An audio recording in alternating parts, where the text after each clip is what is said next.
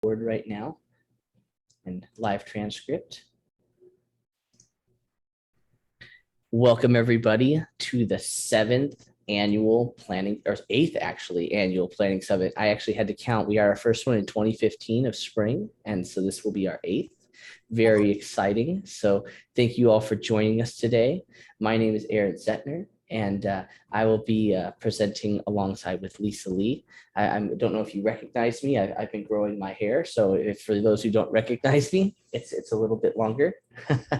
But today we're going to have a great opportunity to hear from our friends and our colleagues just about all the cool things that are happening at Coastline College. And just for some level setting today we're in presentation mode. So if you have questions of the presenter, you can send them a message. You can put it in the chat feature. We won't be answering raised hands because we do have we have a lot of presenters. I think 14 to 16 presenters today within this hour and a half that we have. So with that said, and Dr. Rodriguez sends all of his wishes and happiness and joy to us as he is on a plane right now traveling. He put together a video that I sent out a few times. So thank you. And I think this would hopefully be the time, if you haven't already, please mute yourself. I have a few colleagues that I've helped that will help me mute if we need that. So with that said, I will send off to the planning summit. So I'm going to share my screen.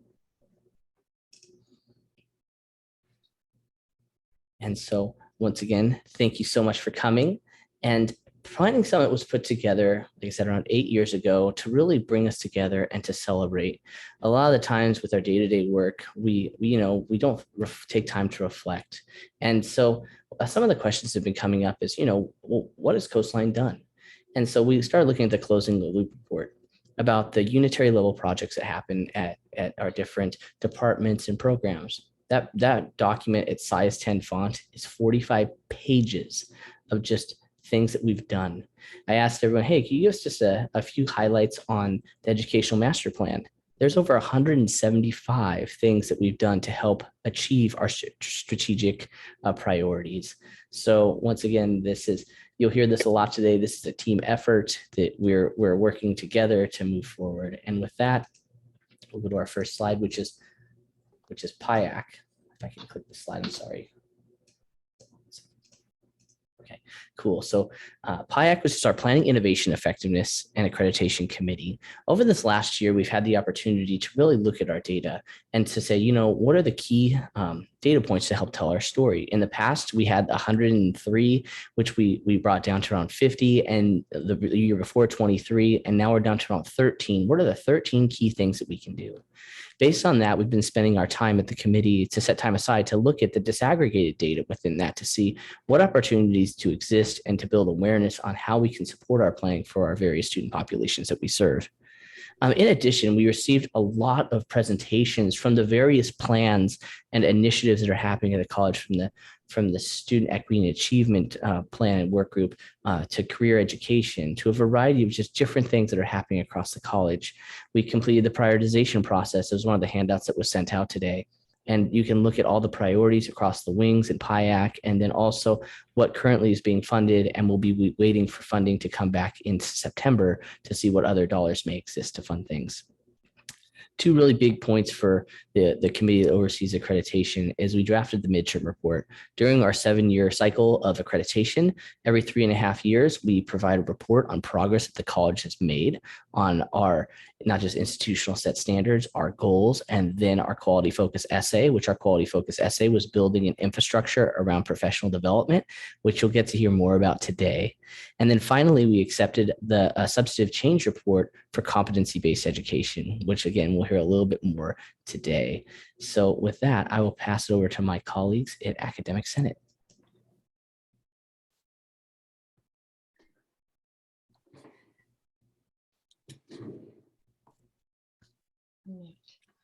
Hi, hello everyone. I'm Lisa Lee with Toby West to represent Academic Senate. We are here today to show our accomplishments from 2021 to 2022 and the planning for 2022 to 2023. The past year was very challenging for us, but with the support from Academic Senate committee members and the collaboration from all the Senate executive, we did accomplish our goals. Here are some highlights to share with you.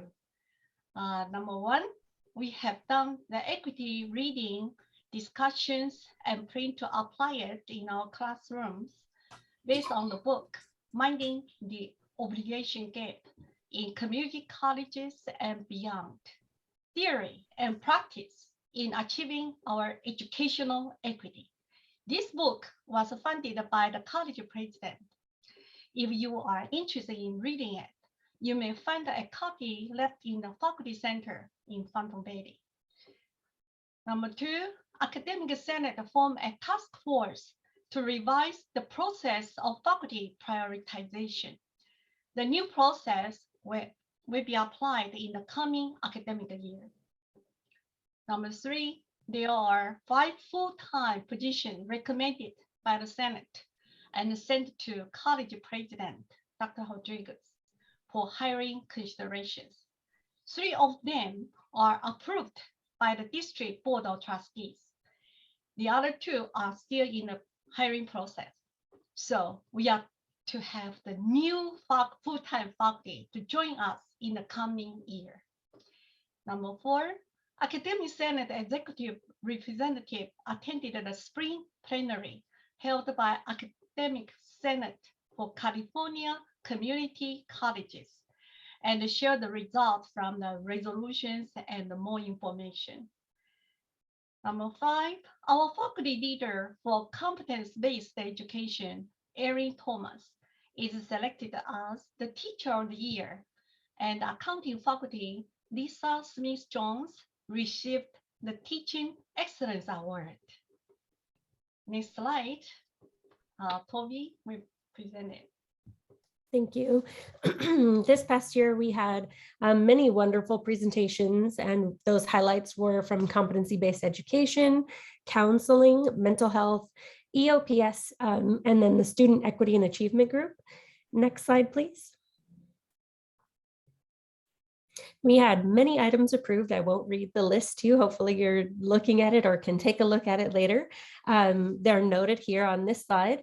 And then many affected faculty processes, students, and college-wide processes. Next slide, please. Our discussions were lengthy and exciting, and we had a lot this year. Many focused on college-wide impact, and many affected also the list of approvals that you saw on the prior slide. Back to you, Lisa. Next slide.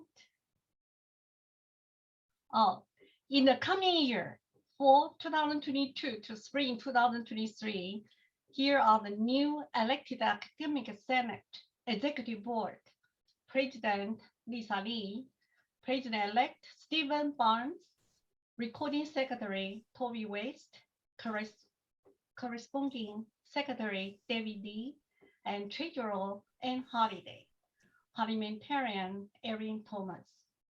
We are here to do our best to serve you. Excellent. Thank you so much, Lisa and Toby. And so we'll move on to our classified Senate. Hi, I'm Anna Isbell. I'm representing on behalf of Chris Freeman for our classified Senate. Next slide, please. There's 3 things that we really focused on this year. What is our foundation, what's our focus, and what's our future? Next slide, please. So the first question we had to ask is, who are we and what are we doing? Because we had a pretty serious shift in our board. We had basically everybody but me leave, and so we spent some time rebuilding our base of our board, and I wanted to shout out to Kristen Alden, Mary Beth Daniels, and Chris Freeman for stepping forward and basically saying, yes, I'm here to help and to serve on the board, in addition to Helen Ward and Leonora Castillo, who also offered their assistance. So that was much needed. We spent some time trying to figure out what our responsibilities were and what that was going to look like going forward. Next slide, please. So once we decided what that was going to look like, and that did take, we were fortunate to have some former leadership still around that could help us. At that time, Casey was here, and Patty was a large asset as well. So we were able to pull together our documents and create some kind of a library / legacy history that we could refer to. But then we went on and were able to do a scholarship this year, fundraiser this year, thanks to Mary Beth, and we raised over $1,000 toward that. And we spent a lot of time advocating and promoting professional development opportunities that were identified by our professional development task force. We were able to have some internal college presentations at our board. We had Toastmasters come in and present, which was great. And we had some district representatives as well who came and shared from the biohazard task force. So there was a lot of a broad spectrum of input from that regard. The biggest chunk of time we spent, though, was looking at what our shared governance looks like. Having a new board of 4 people that didn't have a lot of experience in those positions, we realized that we needed to review and edit our bylaws so that we could establish a way for the weight of that responsibility to be shared on more than just 4 shoulders. Next slide, please. And so we're actually in the process of doing that right now. We actually have a meeting that we'll vote on tomorrow. So we'll let you know how that goes, which will end up having a new constitution and bylaws revised. And the frameworks that we used for that, we looked at Golden West, we looked at OCC to see what they were doing. And we also looked at our own academic senate to see what their structure looked like and use those as models. Once we get that voted in or out tomorrow, depending on how things go, we're going to be looking forward to electing a new board in June. And from there, we're excited to just see what we can continue to do in the way of scholarships and in the way of professional development. And actually another goal that we'd like to add on next year is to do more, to try and get some community service involvement and to get Coastlines represented out there beyond the walls of just, our campuses. Excellent. Thank you so much, Anna. And so now I'm going to move over to our ASG, Spencer and Jessica. Hello, my name is Jessica Lopez. I am Legislative Affairs Senator of ASG. We also have Spencer Bradley here, who is President of ASG, and Hamza Kurdi, who is our Treasurer. And I'm excited to be presenting to you all today. This slide actually is going over our spring 2022 accomplishments, but I'll also mention some of our fall accomplishments as well. Next slide, please. ASG provided quite a bit of funding for different things such as the ASG elections, installation event. We also, last semester, we approved to fund $20,000 for the Sea Dolphin Assistance Program book vouchers. We also provided $90,000 for the bus passes for students to use bus passes for free over the next year. We also provided scholarships for different ANG and also students within our scholarship funding. Next slide, please. We recently improved our budget by ANT, who was drafted by ANT Treasurer Hamza Kurdi. Budget in total is $154,000. We budgeted $14,000 total in scholarships, $10,000 for the Sea Dolphin Assistance Program next year as well to continue our funding for that. We're also approving advisor salary and $14,000 in ASG events. Next slide, please. One of the main things that we did was we passed a disability inclusion resolution, which was spearheaded by me, and thankfully we worked on it together as a team. Next slide, please. The goal of the resolution was to promote disability inclusion college-wide. We wanted to bring disability rights and disability culture to the front of the conversation and make sure that it's more discussed and thought about. We wanted to ensure accessibility and expand our accessibility services and other services and considerations for disabled students. Next slide, please. The goal of our resolution is to make sure that disability rights and history is taught in detail among classes, and to make sure that students and faculty are aware of how we got to here, why the ADA is the way it is, and how disability has affected all of us. We wanted to make sure that the college will host more disability awareness and cultural events and DEI initiatives. A lot of times we've noticed that there are a lot of cultural awareness events, but there aren't often really any cultural awareness events around disability, which I think is a little bit of an oversight, because there's a lot of disabled leaders in the community. There are disabled scientists. There are disabled people who have created incredible technology like texting and a lot of software. And we would love to be able to celebrate disabled leaders and students as well within our college. Next slide, please.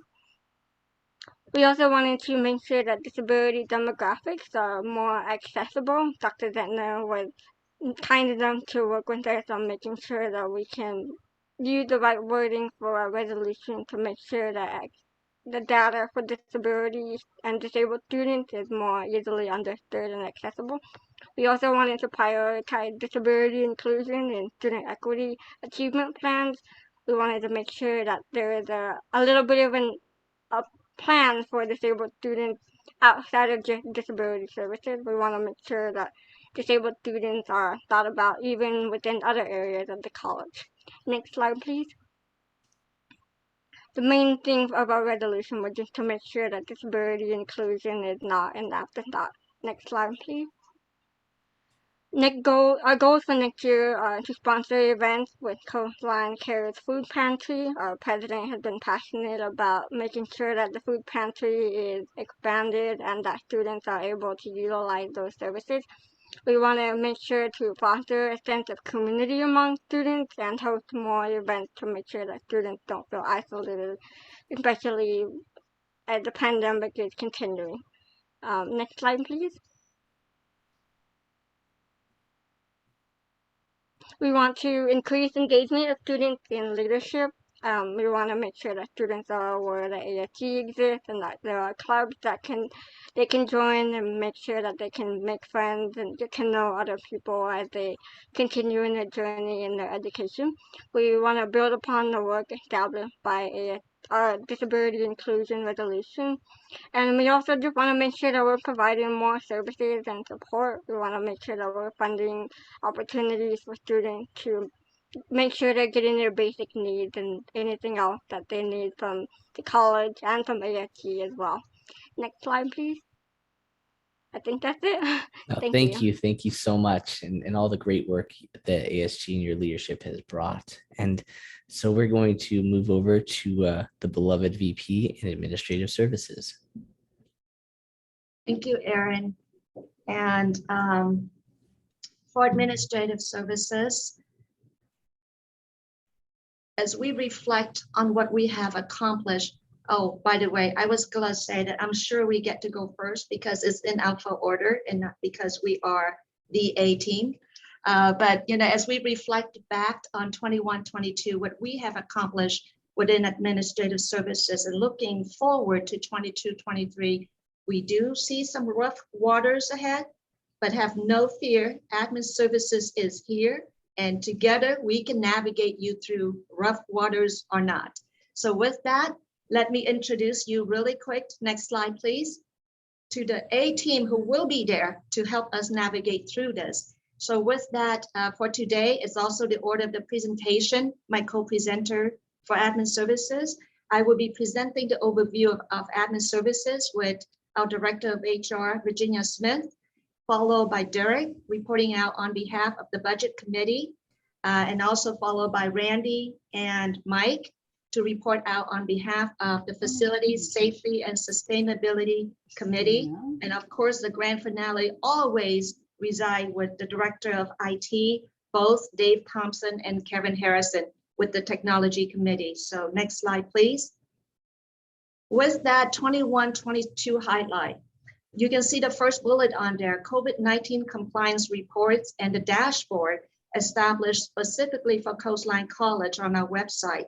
So with that, this is year 2 of COVID, and you can only imagine, or you can't even imagine, the number of compliance reports that the Office of HR has gone through, from tracking to tracing to reporting, and then the latest is the testing, all of that this past year. So there will be a special report from HR on this to give you the latest stats on this.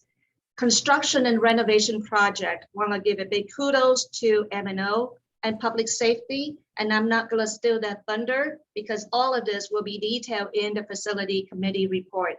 Lease revenue, hot off the press tonight. I'm going to the trustees meeting presenting a lease agreement for $4.9 million with the Social Security Administration, currently occupied on the 2nd floor of the annex building. So this is for the next 10 years. Additional revenue stream for the college. As you know, we're going through some rough waters. So in addition to reducing expenditure, generating additional revenue is another way of looking at it. Vision 2030, as part of the accreditation mandate of the 4 plan that we need to have in place, we now have concluded our facility master plan with Vision 2030. This would carry us out through 2030. Financial audit, well, I thank Director Derek for another exceptional year with the financial audit, completely clean, or as they would call it, unmodified opinion. That is a technical term of saying that perfect job, nothing that we need to do to change for the financial report. And the last kudos go to information services and M&O. Huge project, right? The relocation to the annex building. You recall July of this year. I can't believe it's a year already that we are in the swing space and looking forward to move into our new home. So next slide, please. Plans. Obviously, moving forward, adopted budget. We need to have a budget. Everything that we do, we have to have a budget in place. Update the rest of the plan to meet accreditation standard, financial, technology, and staffing plans. This is in collaboration with the district office as well. Lease revenue negotiation, I mentioned earlier, continue to try to find way to explore ways to generate additional revenue for the college. As soon as we vacate this annex building, we're going to reach out to the broker to try to find tenants to move into this facility. It's going to generate more revenue for the college. Westminster Cafe, in the process of a lease negotiation right now. Newport Beach Kitchen will be next, already has a vendor who's interested in signing up with us. Opening of the new Student Services Center, I mentioned that. We are ready to move in, we're scheduled to move in, I would say the end of June, early July. That's the plan right now. And the last thing that I'm gonna get done before I retire, Westminster Leach parking negotiation. I've had this conversation for those of you who has been in the facility or the budget or even PIAC committee. This is an item that is on my list and I'm determined to close this. Of course, we have to work with the city of Westminster to put a ribbon on this. So continue to work on that and we'll report that out as soon as that materializes. Next slide, please. Virginia will give us a special update from HR. Thank you, Christine. Good afternoon, everyone. I'll keep it brief. We want to celebrate and congratulate the 2 retirees that we have, Mary Beth Daniel and Celeste Ryan. I know that more celebrations are coming, but I just want to say congratulations to both of you. Recruitment update, as we shared, we have 3 faculty members that have been approved by the President and Chancellor's Office for cybersecurity, for business, ethnic studies, and so we are finalizing our interview process for the counselor DSPS, and so more to come on that from the leadership team. The accounting position has been moved to the fall for recruitment, and so that's where we are in terms of recruitment. There are some other positions, but in terms of faculty, I wanted to give you an update on those 5 positions. As Christine has mentioned about COVID-19 compliance, as of January, for the last 5 months, we've had roughly about 35 cases, and complete transparency, I've had 2 cases this week. And so that is going to be updated as soon as I get off the call with my email. So roughly about 35. And considering, I think that's pretty good. No known cases on campus. And we are continuing with COVID reporting through the link on the website. COVID sick leave policy is through December of this year. As we know, that we are gearing up for the return to work in June 1st with a mandate ending May 31st. Being new to the college here, just 5 months under my belt, there is some things that I definitely see that there's room for growth.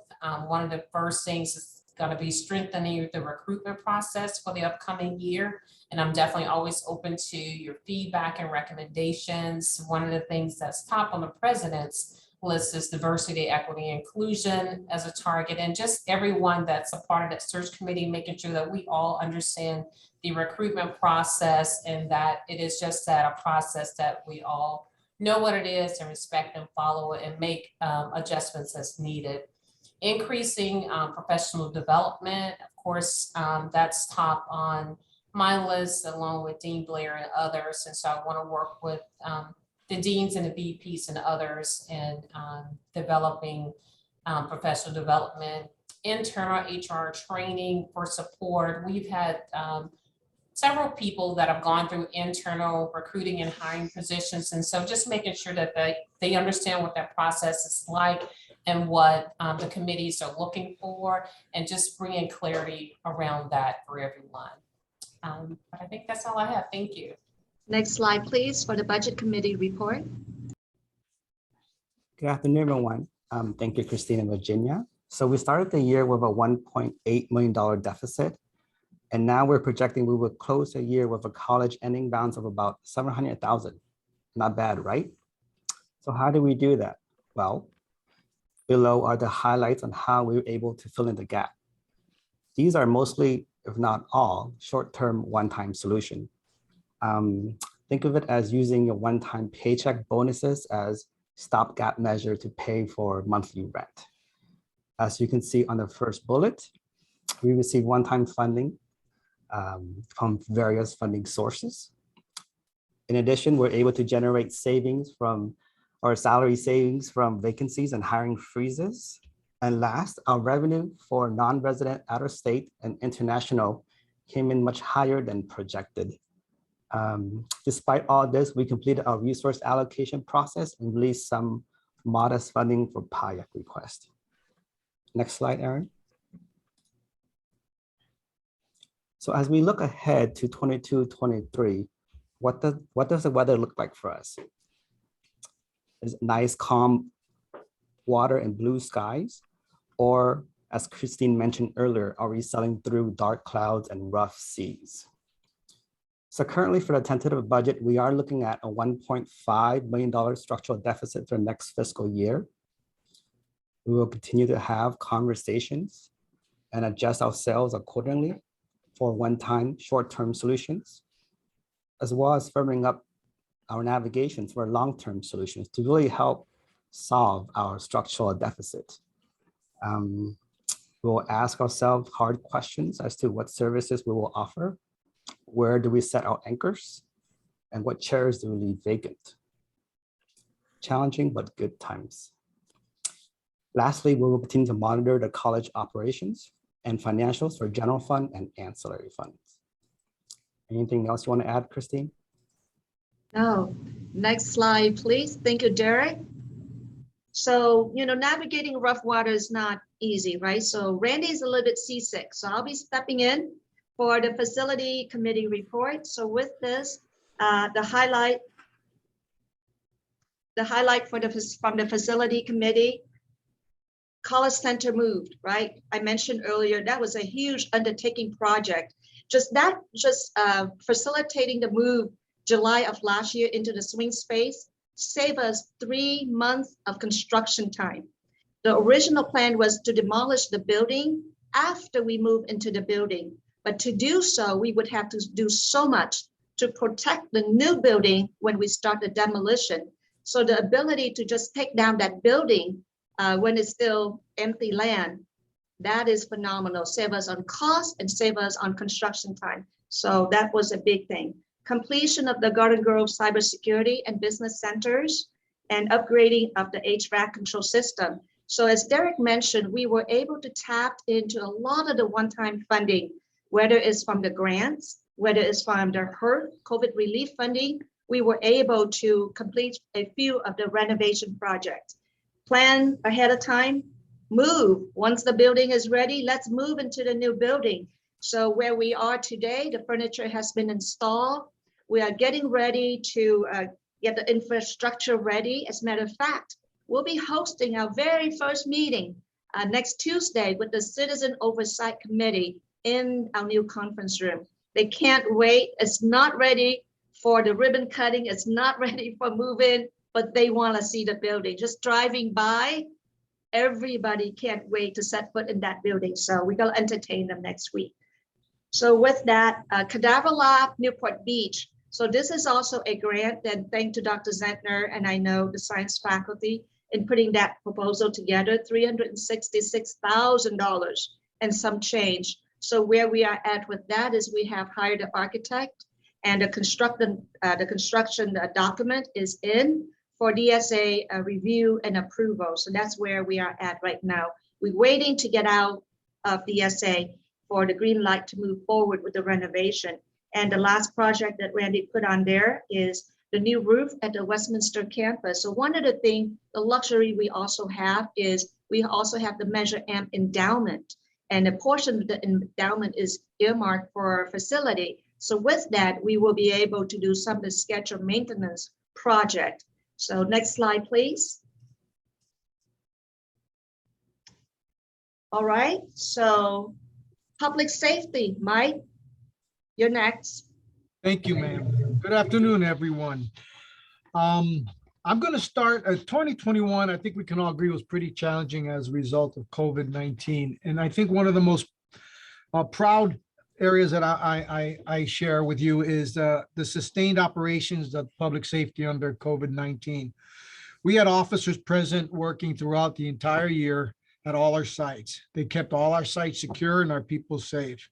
And they also responded to a variety of service calls during that time. I think their actions during the pandemic is commendable, and I certainly would like to highlight that. The other item I'd like to highlight for 2021 was our new parking system. We'll be transitioning to our new parking permit system called the New Park system. It's a web-based portal. We're going to start enforcing or requiring permits, I believe, in the fall semester. And it'll be a web-based portal. You'll go in there, you'll log in, you'll register your vehicle, and you'll be in the system. And the officers, the way they'll be enforcing that is they'll be driving around with license plate readers. They'll be able to zap your plate, and if you have a permit, you're good to go. If you don't, it'll issue a citation. Another method of getting your permits will be through the kiosk. Each of the learning sites will, Garden Grove and Newport will have kiosks where you can purchase a daily permit. And you'll also be able to go, you download the app called Passport, and that will allow you to purchase a daily permit as well. So we're real excited about getting this implemented. We're almost done, and we should be ready to go by the fall semester. The other highlight I'd like to share with you for 2021 is we've gone through and we've renewed all of our surveillance cameras at the learning centers. So all of our sites have a brand new Vision On surveillance cameras. This is quite an upgrade from our old system. It has analytics associated with it. The quality is much higher. So we have them all up and running at all our sites. Moving forward this year to 2022, like a lot of folks, we're pretty excited to be moving into the new student center. This will be our main public safety office, and a lot of our video surveillance will be centered here at the news service center. One of the things I'm most excited about moving into the building is we'll be able to configure and kind of fire up our emergency operations center for the college. That's going to allow, moving into the new center is going to allow us to do that. It's also going to allow us to start our training program again. We've been offering first aid and CPR training to a lot of our folks.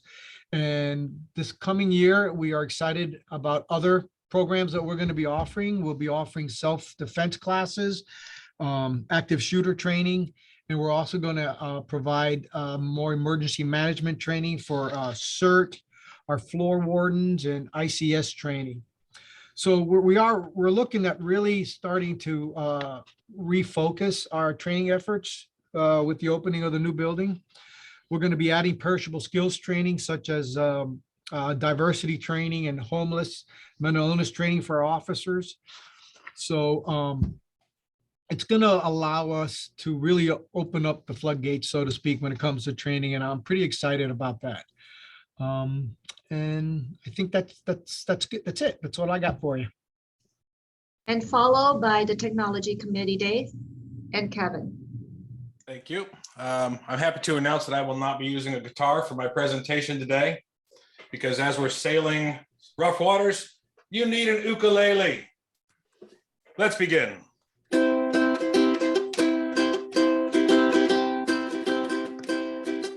Technology Committee. Whoa, we're here for you. Technology Committee. Here's what we do. Technology master plans, technology feasibility, computer refresh, migration of your data. Technology Committee, we're here for you. Here for you.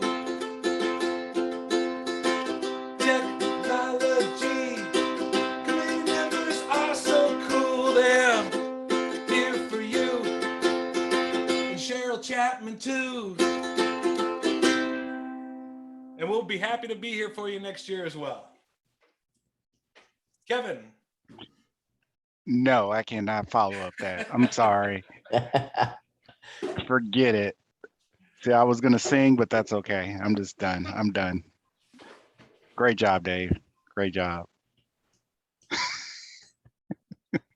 All right, with that, big thank you from the A team. So as we mentioned, we can't direct or control the wind, but we definitely can adjust the sails. So with that, thank you everyone for your time. Thank you so much. Take care.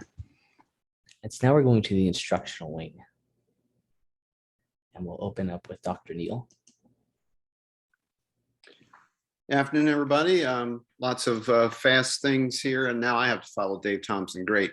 So spring of 2022 was a busy time. The science faculty, with the help of Dr. Zentner and his team, landed a $1.48 million 5 or 6 year NSF grant to help underrepresented students in the STEM fields. We will welcome our first cohort in fall of 2022. Dr. Harrer is the lead principal investigator there, so we're very excited by the work will come there.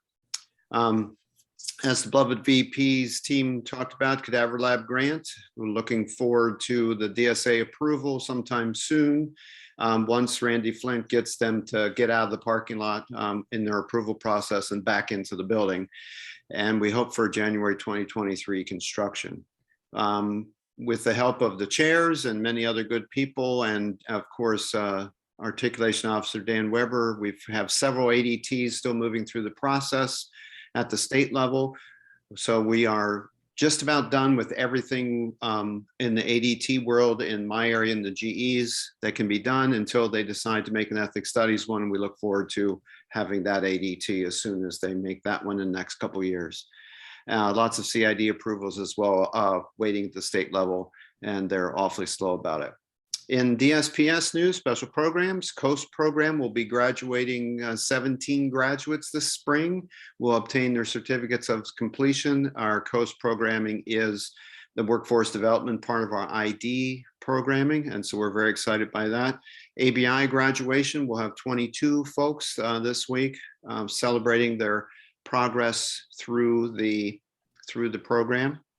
In the spring, we will finally return to in-place art gallery events with the great work of curator David Michael Lee. So very excited to have 2 shows this spring and a lot of workshops coming for the summer, so we're very excited to have folks back in our art gallery.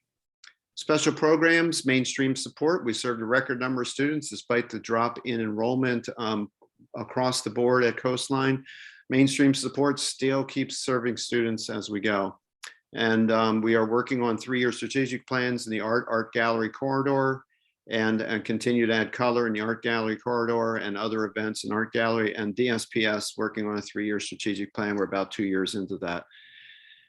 Community connections, we continue to have a great relationship with our neighbor Pacific Christian High School. We are voting center whenever we have available space to do that. Upcoming June primary, get your vote in, please. We've been a COVID vaccination clinic until the number of vaccinations dropped. We, of course, been food pantry for students. For future plans, we're going to work on all of this. In August, we're going to have a great celebration with lots of tears and lots of joy for Celeste Ryan as she retires. In September on, I think we're going to doggy paddle underwater until we realize all of the work she did and how are we possibly going to get it done. So with that, the next dean can talk about their campus.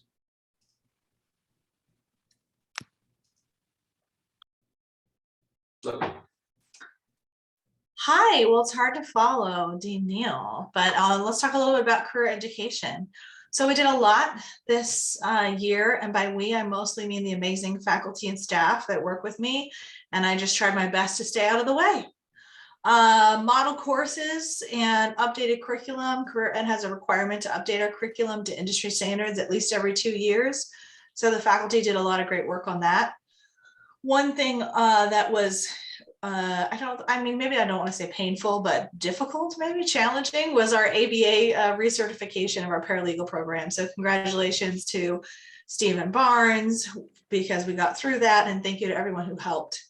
We did a lot of retention support and connected with 636 different students, which was excellent. We really provided a lot of vouchers this year. So students take our classes and then they have to go out and pay for these voucher exams. So our faculty had the great idea to make those certification exams an option in the curriculum. And we leveraged our Perkins and Strong Workforce funding to fund those, so that instead of being out the $300, the students can take the certification exam as their final and receive credit and hopefully pass the exam. We had our VITA program that supported over 150 taxpayers and has actually been extended into the tax season. So we're doing that. We also launched our new accounting apprenticeship program with Robert Half, which is extremely exciting. We redid the business and cyber innovation centers, and a big thank you to Randy and his team for helping with all of that. We have some AR and VR projects with health and nutrition. We have multiple regional projects that we led this year and applied for 6 different regional grants that we're applying for in the coming year. We held 10 events. Even during everything that's going on, we were able to hold a lot of events. So that was really exciting. We moved our CCAP cybersecurity apprenticeship program to being supported within the college. So that grant ended in 2020-ish of December. So we had to kind of absorb those activities, and we're able to do that. We were also able to support the esports program by funding a portion of the project manager's salary with our career education dollars. We had evening counseling hours. So thank you to Bruce and Paolo, because 122 students were served with evening counseling hours focused on career ed, and that's amazing. For our career ed students, they're often working, so this was really helpful. We obviously have been working on CBE, as you've heard a lot about. So a lot of faculty were involved in that, and I thank all of them. And we had some regional funds that supported our marketing efforts. And we had a remote instructional technology grant. Big thank you to Kevin Harrison for that one as well, and for the cyber and business innovation centers, working with that team on getting things purchased and getting things incorporated. I promised you I'd be under a minute, so. Oh, here we go. The other one. On the innovative learning side, this is just a few highlights. We did a lot this year. We worked closely with Aaron and his team on the SLO tool. So big thank you to Peter Nguyen, who developed that tool. And I know he and Nate spent a lot of time figuring out how to get that done and launched and supported. We provided 21 workshops on Design Plus and 12 on Panopto, provided Canvas support to 741 help tickets so far. So that's from faculty and students. Online and distance learning staff contacted approximately 800 online students this year to welcome them this semester and offer them technical support. We were awarded the Rising Scholars Grant, which is extremely exciting. So it'll be $160,000 a year for us to support our Hope Scholars program. We also awarded and already spent $250,000 of the book grant from the State Chancellor's Office for the Hope Scholars program. And our amazing library team responded to over 370 research requests for Hope Scholars. And they created a correspondence model plagiarism workshop, which will be delivered to Hope Scholar students. Every Hope Scholar student that's enrolled in any class with a writing component will get that workbook, that workshop this summer. They will be able to complete activities, send in their completed workbooks, and if they earn it, they can earn a certificate on that anti-plagiarism workshop. It looks like actually it says plagiarism workshop, but you all know what I mean. Anti-plagiarism, which is very exciting. Yes, I agree, Stephanie. This is an idea that the librarians brought to us. We said, let's figure out how to do it. So we're hoping that as we pilot it this summer, that'll be something we'll be able to continue ongoing, that students who are in courses with a writing component in that program are given that workshop. There we go. Dr. Emerson.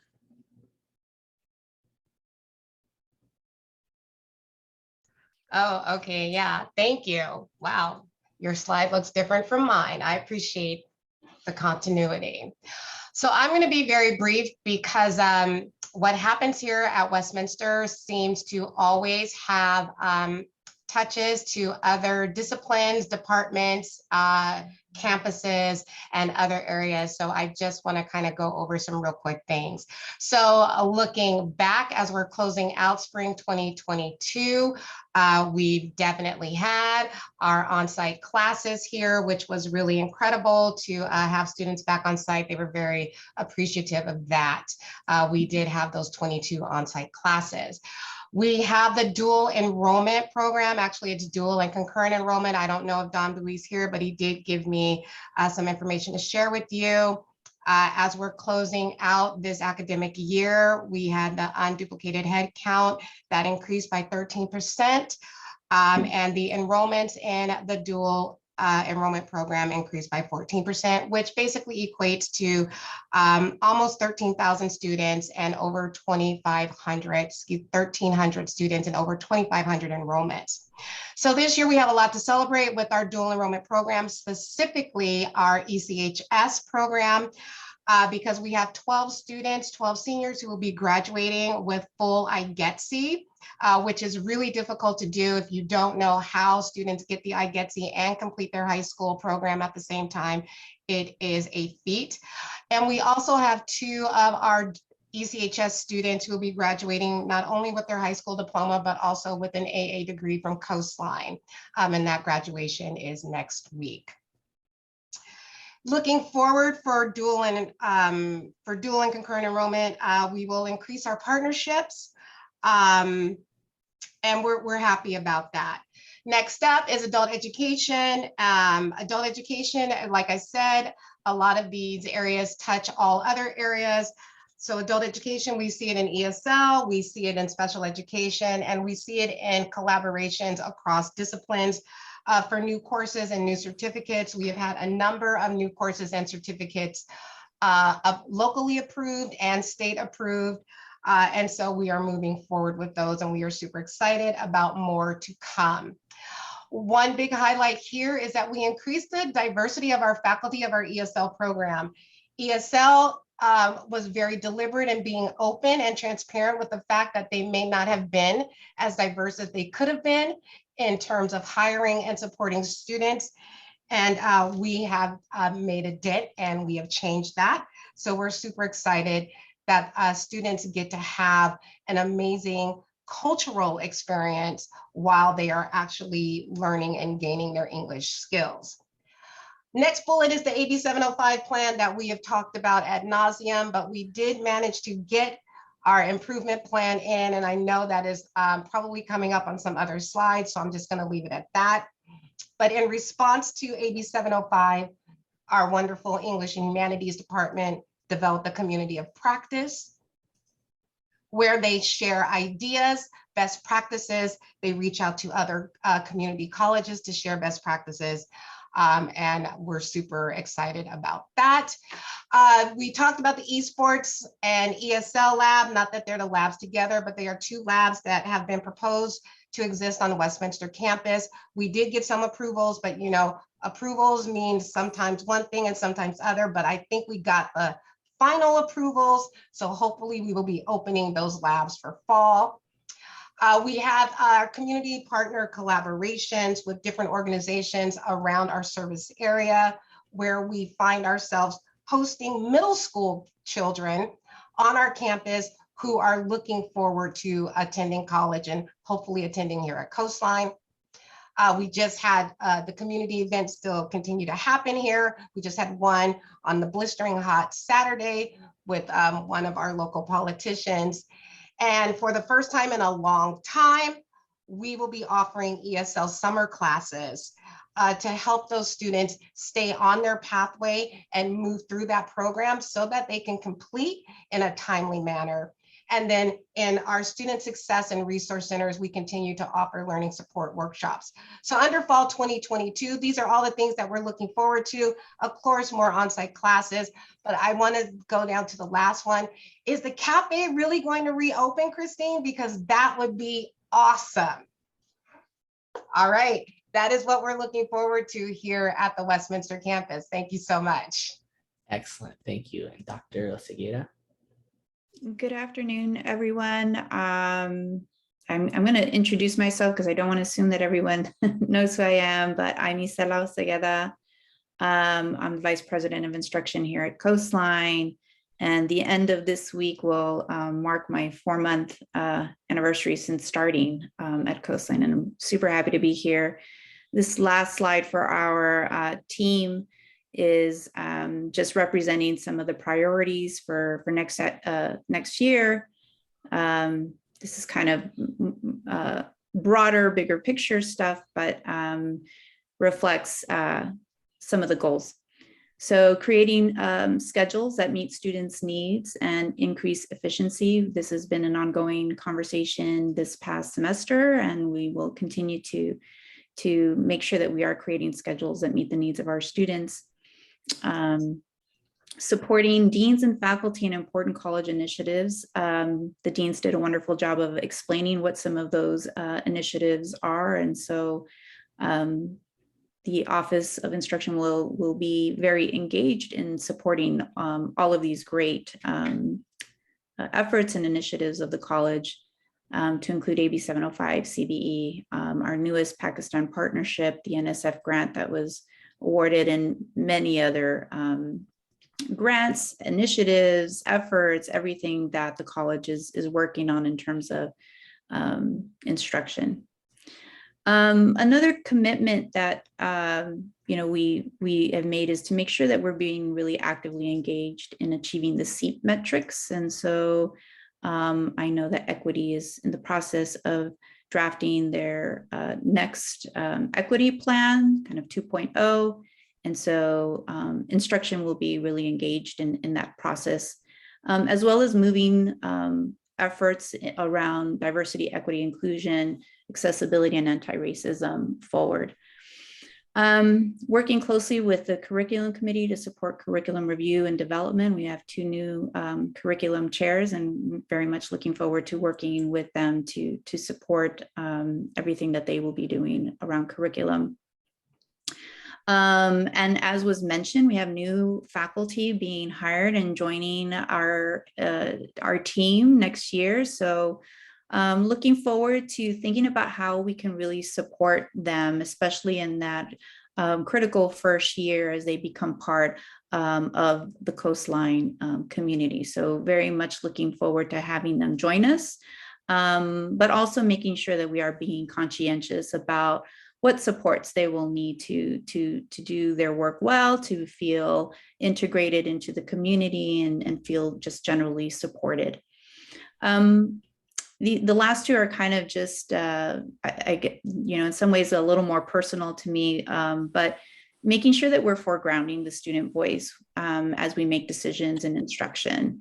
One of the things, these last two bullets are somewhat connected, but one of the things I would like to do next year is just create more opportunities to get to know our students, to get to know the faculty, to get to know the staff. I feel like I kind of came in still in the middle of the pandemic. And so those opportunities have been mostly like this, right, via Zoom. So I'm looking forward to just getting to talk to individuals and attend events, or maybe even if invited, observe some classes. I really think that it would benefit, the work that we're engaged in the Office of Instruction.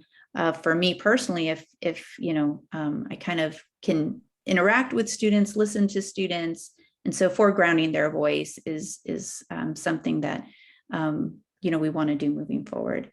And that concludes the presentation for the Office of Instruction. Thank you so much. Awesome. Thank you so much, everyone. And so we'll move to Dr. Muller in Student Services. Thank you so much. Let me pull up my notes. Okay, first slide, please. We've got 5 minutes to do all of this. This is our achievements. Next slide, please. You're going to have to move faster for me.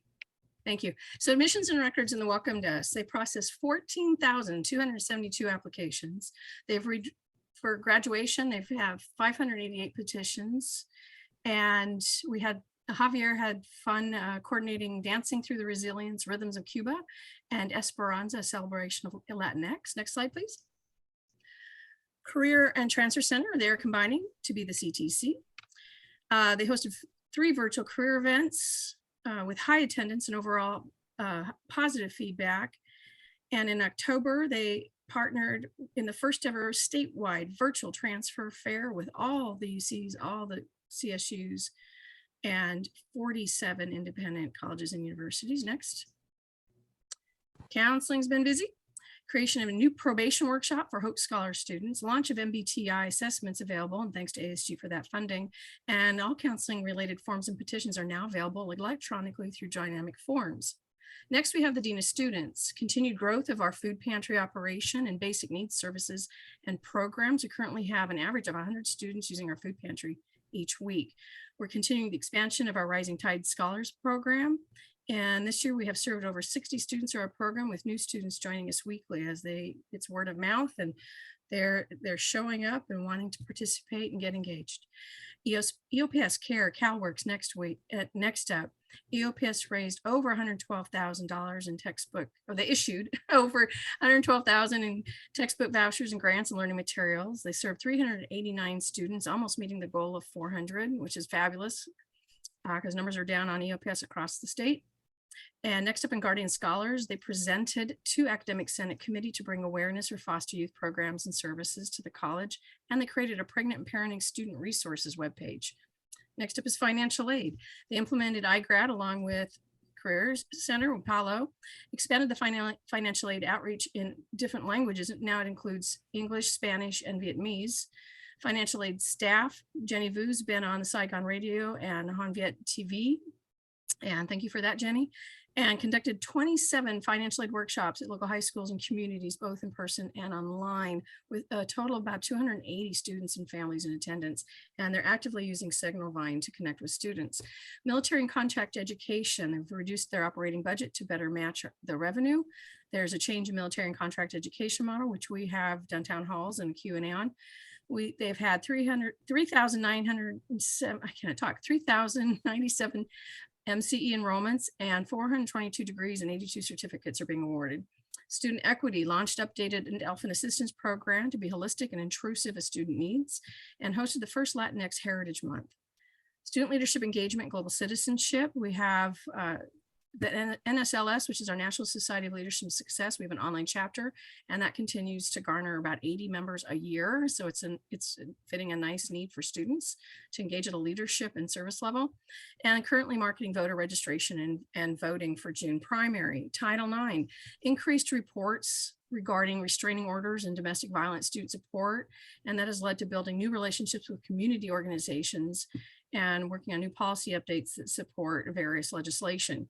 Veterans Resource Centers, we have 3, launched the Hope Heroes program, which assists incarcerated veterans, and distributed 42 laptops, 5 desktop computers, 7 computer monitors, 4 printers, 6 phones to veterans, thanks to Heroes Deserve Help. Last but not least, the VPSS office, just to capture, we have so many robust events and activities across student services. We're excited to have some more that'll be in person next year, but just very robust online with increasing engagement, cross collaboration with our consumer information document. Thank you, Karen, for helping with that. And we do what we have to do to keep the students as our primary focus. For example, covering for the student life areas with Renee's and Casey's departures, including ASG, commencement scholarships, and civic engagement. Next slide, please. Next slide. And one more.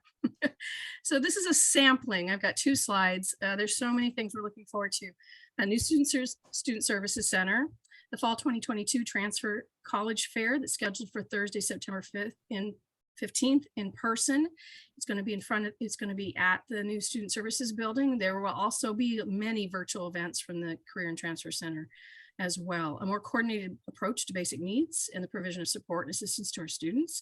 We'll be reaching out across the college for that, and a recentering and focus on student leadership development and engagement. Next slide. Working collaboratively with college community to support students through the transition into a new course scheduling model, updating the C Plan 2.0 to be race conscious. And I really appreciate the approach that the team is taking to involve so many people in writing the plan and the report that's coming up, and expanding the Hope Heroes program, which is a partnership with DL and the VRC. And with that, I thank you. How long did I take? I think you're perfect on 4 minutes. That was excellent. Thank you. I'll do my best to try, but great job, Kate and team. And so we're going to talk about the President's Wing. So the President's Wing. There's no trying. We do. Excellent. So we're going to talk a little bit about the great work that's happening. And a common phrase I've been hearing a lot today is the word team.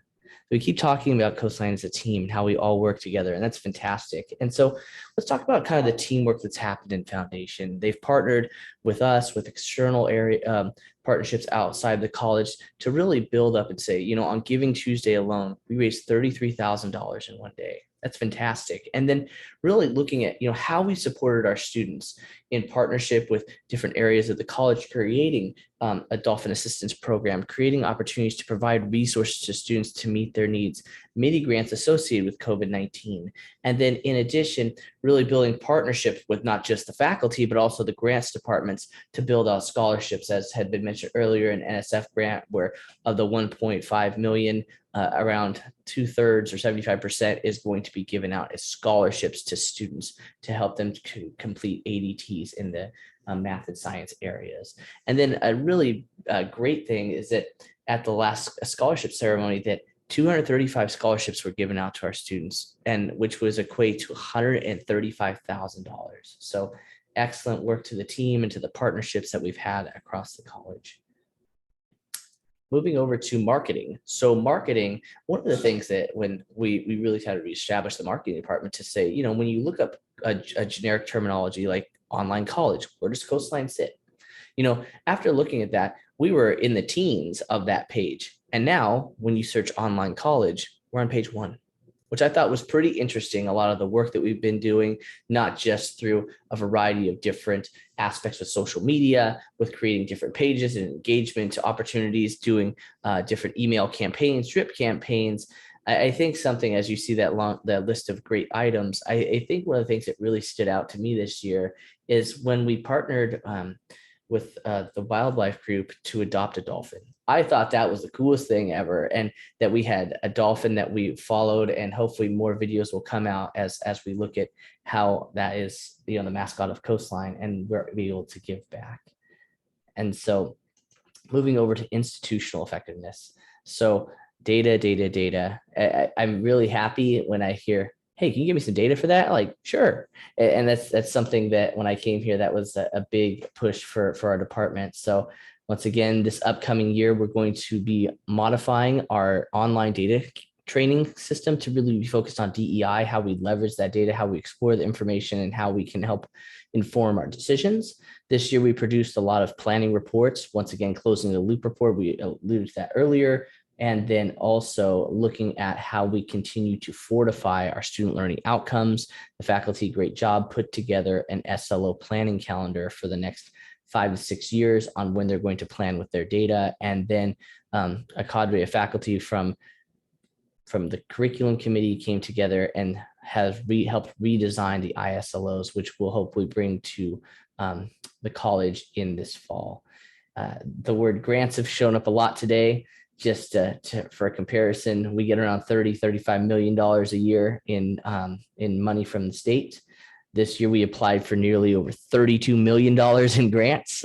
So I have to thank my friends, my partners, my colleagues, the faculty, the managers, the classified professionals for stepping up and collaborating with us. And then we've also launched a lot of new online accessibility resources, not just training that's self-paced, but then also tools that can help make documents more accessible. And with that, I will pass over to Student Equity and Achievement Work Group.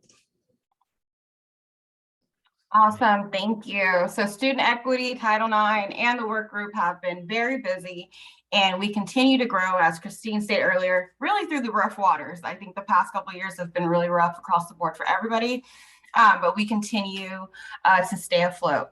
I just think it's now more than ever that our students need us, especially when it comes to opportunities of meeting the needs of our students who are oftentimes silenced or underserved. So you can go to the next slide, Aaron. So this past year, the spring, we have spent a lot of time and energy really trying to build our infrastructures. We were kind of thrown into, the waters over the past 2 years, really trying to provide services, but we really need to build out our infrastructures to sustain our students, to sustain our programs with limited staff at the equity office. But with that, we have continued to provide direct services to our students through vouchers, technology, housing, and grants. So I do, as we've already heard, equity office, in order to sustain, we have to collaborate. So every single person, I just looked through the screens, has helped our office and has helped our students throughout the year. And so I'm thankful for that. Specifically, ASG and Foundation has assisted us in providing opportunities to increase our funding through emergency services.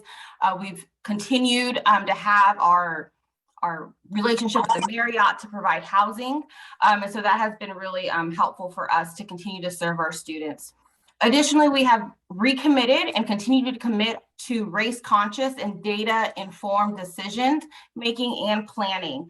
I think as we have seen over the past 2 years of many racial injustices, even just this past weekend, that is even more important that we continue to know our history and the history of the society in which we live in, to really make sure that we are being equitable and race conscious in our choices and decisions. So through that, over the past year, we've worked with different constituency groups to look at our policies, to look at their policies, from ASG to Classified Senate as well, to look at what it is that their bylaws may say. So we continue to do that, including through that our Dolphin Assistance Program has continued to serve students, and we've hosted over 20 trainings and workshops and collaborated across the college campus. So I do appreciate all of those folks who have attended our trainings in regards to how to create a more equity focused workshop, and then have also done that for our students. So any student who now attends and goes through our Dolphin Assistance Program also has to, and they receive services, they also have to attend a workshop. So we've been able to serve a little under 500 students through our services this year. You can go to the next slide. Additionally, we have, I think you might have to click again. Oh, wait. Uh-oh. Oh, okay. I don't know what happened there, but I know the numbers, so it's okay. So just so folks know, we've served in regards to book vouchers and funding. This is a chart to kind of let you know what that looks like. But we've served over direct funding over $178,000 in regards to in regards to technology for students. We provided over 100 laptops and a webcam. So thank you to Tom, who has continued to show up and help me serve our students in those areas as well. Title IX has continued to focus on gender equity. I think that's sometimes something that we forget in the intersections of what that looks like, and providing holistic training for our students. You can go to the next slide. One of the things through the Student Equity Achievement Work Group and we just want to continue to highlight is we support Emoja and our Emoja students, and the Emoja program has continued to receive funding from the state's chancellor's office. This is going on our second year of having graduates, and we have 70 Emoja graduates that we get to celebrate actually tomorrow. And so thank you to my co-coordinator, Dr. Dana Emerson. We have also been able to collaborate with the Student Equity Achievement Work Group and other folks across campus to host Black History Month events. So thank you to the Esports Club. We've sent students to the A2Men conference in LA that focuses on Black male initiatives. And hopefully all of you are able to attend Black Student Success Week as we continue to support some of our groups who are underrepresented and underserved here. You can go to the next slide. I don't know if Claudia's on. Can you take it, Leah? Just because. Yes. So what's next for us for the upcoming semester is we want to continue to really emphasize our programming to continue to build those structures, collaborations across the board with college campus. So including those collaborations with esports, ASG, Emoja.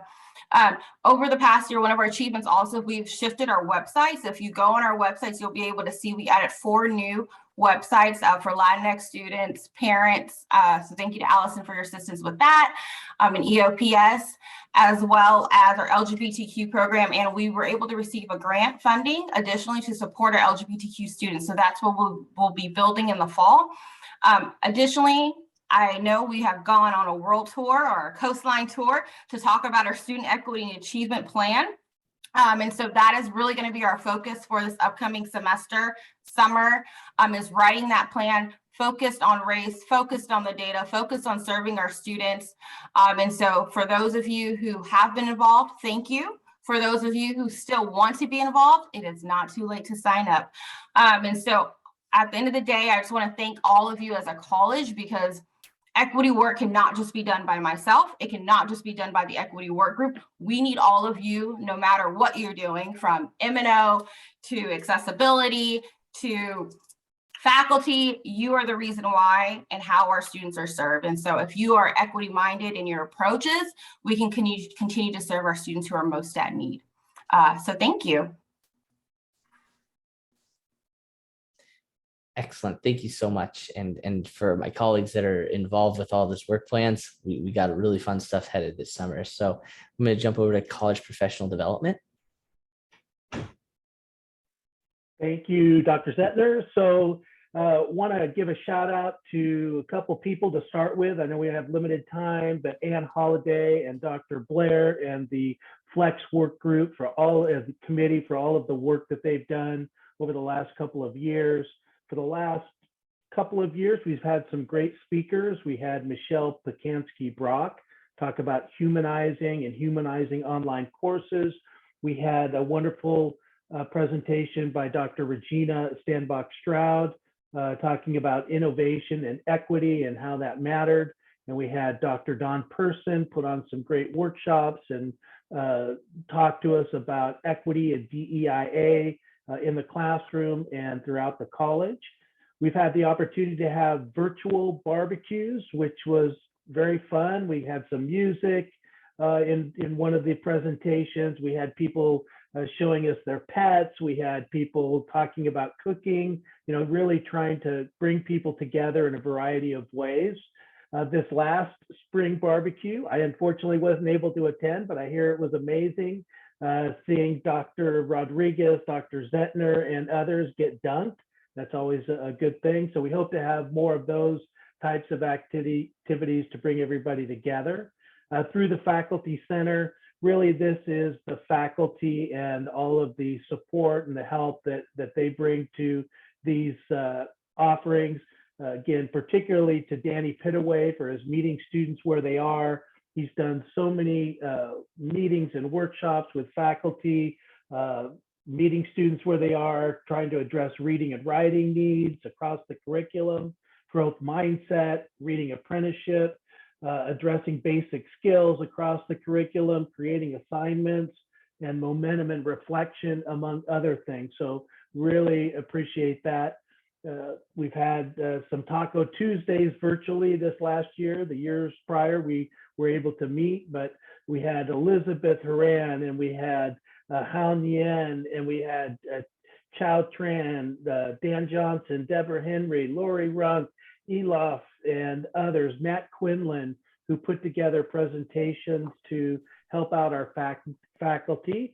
And then we had Wellness, Slow and Go, Data and Donuts, which Dr. Zettner brought us some of his great information and helped show us the way with his data workshops. So I'll pass it over to Kim from here. Thank you, Stephen. So in addition, Coastline faculty also got to attend the virtual NISOD conference, and also the Faculty Center hosted some MS Teams and Zoom training workshops. Next slide, please. So our key areas of impact for 2022 and 2025 for professional development. So the main thing is to strengthen commitment to diversity, equity, and inclusion. So as we plan for future college-wide professional development opportunities, we want to ensure that it's equity focused.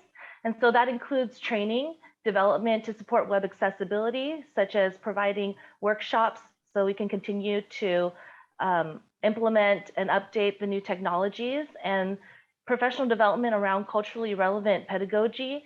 We want to continue learning about cultural competence to support our students. Also, we plan on offering Canvas courses on equity and equity-focused data coach training. And Kelly? Hi, can you go back to the next slide? Oh, there we go. The last set of bullet points there just really talks about the way that we're going to be approaching things going forward. So Dr. Blair had this great idea to use the idea of competency-based education, and the idea that you want to use competencies that you want to explore to be able to guide you in your future endeavors. So our team came up with 7 competencies that we're working toward, things like communication and ethical behaviors. And so that as we craft new things going forward, we're going to really think about which competencies those feed into, just being very purposeful about the future offerings in professional development and leadership. And that's it.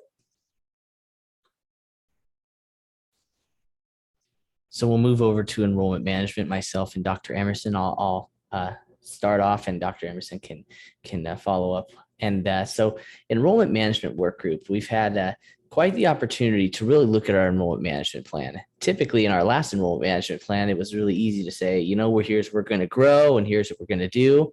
And so we tried to say, okay, we're going to build something similar with our previous enrollment management plan. And then COVID hit, and then everything changed. And then everything we did was different slightly. And so we said, okay, well, we're very happy to say our enrollment management plan is a fluid document. It's a document that continues to evolve, and our plan continues to evolve.